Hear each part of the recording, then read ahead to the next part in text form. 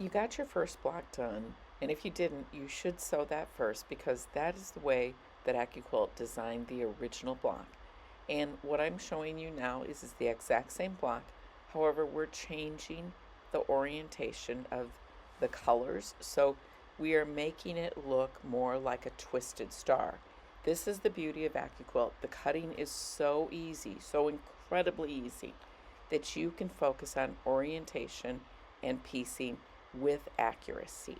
Now, as you look at this block, there's some repetition of that green, and what it does is if you step back from it, it changes the look of the block entirely.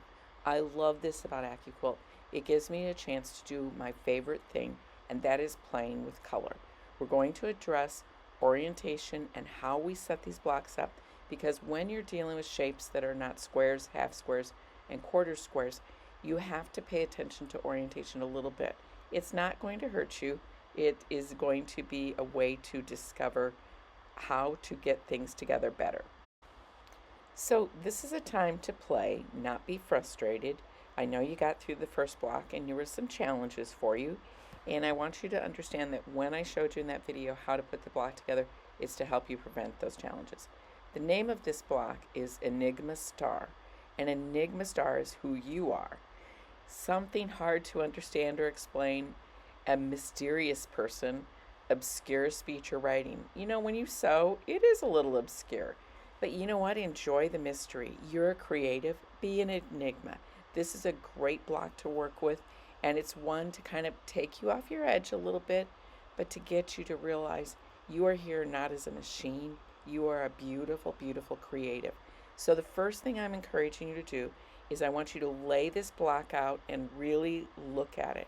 So the first thing they have you do in the pattern is you put together the panels, those fans. I'm calling it a fan. And you're putting the small triangle, the small green triangle, on the bottom, the base of that triangle that is the fan. Make sure you look at those green triangles. There are small ones and large ones. And that small triangle actually is an equilateral triangle. I would challenge anybody, you couldn't cut something out like this manually. You could, but it's not going to come out as accurate. Notice those engineered points. Those inform where your quarter inch is. I really don't want you to sew this out like a machine. I want you to follow the directions that I showed you yesterday, doing it unit by unit, and celebrate after you do every unit. I do this whether it's a single block or it's a queen size quilt every time.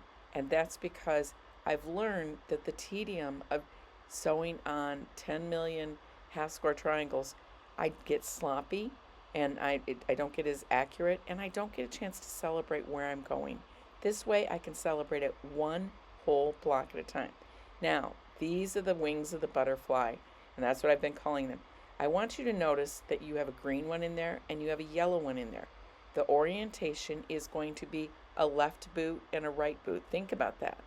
So they have a purpose. And if you notice on these, they have a straight side to them. Now it doesn't appear straight because you have those engineered corners.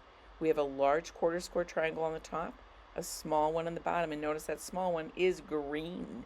Then we've got the squares that go in the corners, and those pieces fit in there so that it works. Basically, it's looking like your traditional Ohio star, but it has butterflies and it has a fan panel in the middle. Isn't that beautiful? So again, we've got a right boot and we've got a left boot that we're putting on this. And I really want you to notice how that affects this piece. And those are the wings of the butterfly. You're just going to treat them like an X block. Don't get all wigged out about that they're different sizes than if they were all equal. They're intentional to be equal so you get that beautiful undulating design. This is the Enigma block. It's hard to understand at first, but when you're sewing now your second one, you're going to gain a little bit of confidence. Yes, you might have experienced some frustration. This is the point is that if it was easy, everybody would do it. You're a creative, you know how to get to this spot. So this is your time to just celebrate one block. Now that batik, remember, appears two-sided. So I made sure that I only put it in units that were the same on both sides. So I did not put them in the left and the right. If I was going to do Enigma with batik, you're going to have to be mindful that sometimes batiks look the same on the back as they do on the front. And we're going to work around the block. I'm going to position it all there because you do not want to risk mixing up the left and the right, and you don't want to mix up the small and the large equilateral triangles, because otherwise you're going to struggle with this block. We're going to look at that a little bit more as we put it together. So as I place these pieces around that block, around that center, you can see how this comes out. Complete the whole center. I had so many people come over to me and say, oh my gosh, look at how cool that center is. On this block on board die, you could actually just do that center for something else. That's a cool thing about AccuQuilt.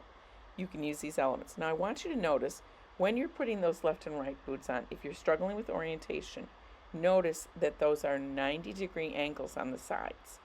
And so as you look at that positioning, you've got it so that if you positioned it right next to that square, you're going to see where that left and right is and not get boggled by that other piece.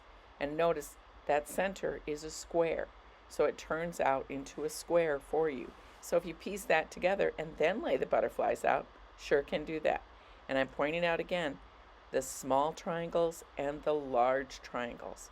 These are equilateral triangles. If you mix them up, you're going to struggle with the block. So just take a little bit of extra time. Don't be in a hurry. Yep, the person next to you has her blocks all done. Get over it. Just step over it. And notice where those fit. Small is with the butterfly, and then large is in the corners of that fan panel. Isn't that beautiful? And then left and right. Now, because I cut these directionally, so whether it's right sides up or right sides down, then that's what happens. And on the die, honestly, on the die, it works this out for you. So don't cut out the whole quilt, but cut out a couple of blocks when you get this die. Look what happens to this beautiful block. Now, yes, you're sewing those pieces together, and that looks like it's a half square triangle. The thing about it is this is a 10-inch block.